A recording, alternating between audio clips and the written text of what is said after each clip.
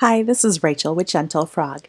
In this video of custom FreshBooks training, I want to talk to you about adding an item to your FreshBooks.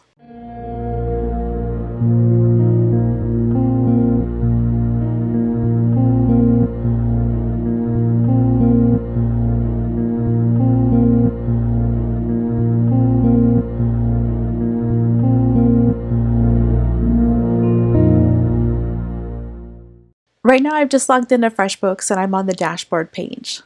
In the upper left-hand corner, I'm going to click on the gear. I'm going to come down to Items and Services.